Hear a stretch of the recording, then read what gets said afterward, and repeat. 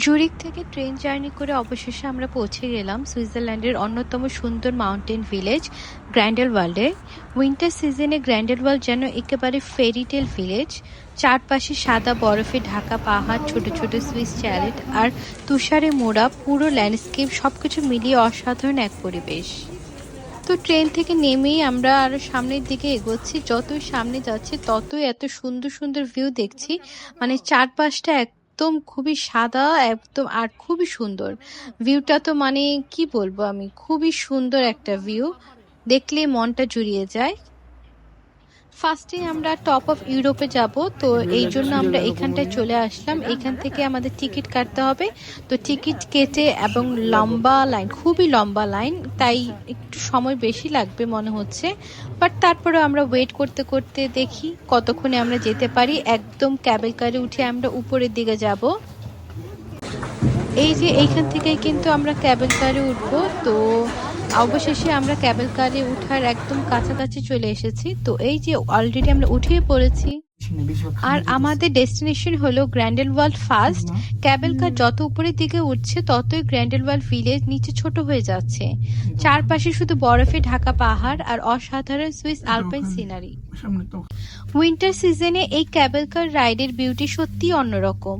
সাদা বরফে ঢাকা পাহাড়ের মাঝে দিয়ে উপরে উঠতে উঠতে মনে হচ্ছে যেন আমরা একটা উইন্টার ওয়ান্ডারল্যান্ডের মধ্যে চলে যাচ্ছি। আর উপরে উঠতে উঠতেই সামনে দেখা যাচ্ছে বিশাল জাংফ্রু রিজিয়ন, এর স্নো কাভার্ড পিকস, এক কথা ব্রেথ টেকিং। এই ভিউ শুধু ক্যামেরাতে দেখলে বোঝা যাবে না, সামনে থেকে দেখার অনুভূতিটাই আলাদা। আজকের এই ক্যাবেল কার জার্নি ছিল সুইজারল্যান্ড ট্রিপের অন্যতম সুন্দর এবং মেমোরেবল এক্সপিরিয়েন্স। এবার চলুন উপরে গিয়ে দেখি গ্র্যান্ডেলওয়াল্ড ফার্স্টের বরফে ঢাকা সেই magical mountain world. Nein, du bist zu weit. Zu alt. Ah. Der Lift ist zu old to the Tiki Pubi Museum. ja. অবশেষে আমরা পৌঁছে গেলাম গ্র্যান্ডেলওয়াল্ড ফার্স্টে। এখানে এসে প্রথমেই মনে হলো এত সুন্দর জায়গা বাস্তবে সত্যি আছে। চারদিকে শুধু বরফ আর পাহাড়, পায়ের নিচে স্নো, সামনে বিশাল আল্পস আর চারপাশে একদম শান্ত একটা অ্যাটমসফিয়ার। এই মুহূর্তে মনে হচ্ছে শুধু ডেস্টিনেশনে পৌঁছানোই নয়, এই ক্যাবেল কার জার্নিটাই ছিল আমাদের সুইজারল্যান্ড অ্যাডভেঞ্চারের অন্যতম সুন্দর অংশ।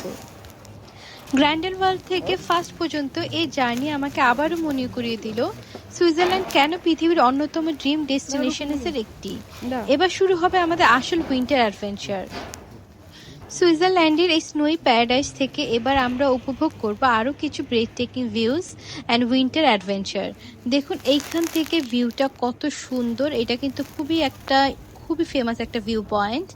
এইখান থেকে ভিউটা দেখুন, একদম চারপাশে বরফে ঢাকা এবং ভিউটা খুবই সুন্দর। এবং সবচেয়ে ভালো হচ্ছে গিয়ে আমরা এখন যখন আছি এখানে কিন্তু উইন্ডি না, মানে উইন্ডি থাকলে তো খুবই ঠান্ডা লাগে, বাট চারপাশে বরফে ঢাকা, বাট তেমন ঠান্ডা লাগছে না।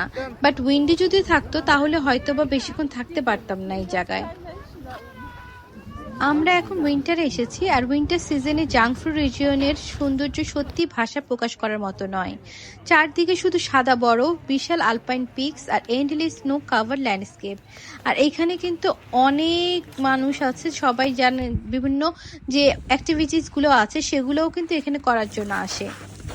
তো আমরা খুব আস্তে আস্তে করে বরফের মধ্যে দিয়ে হেঁটে যাচ্ছি, কারণ এই বরফের মধ্যে কিন্তু খুবই সাবধানে হাঁটতে হয়, আদারওয়াইজ স্লিপ করতে পারে।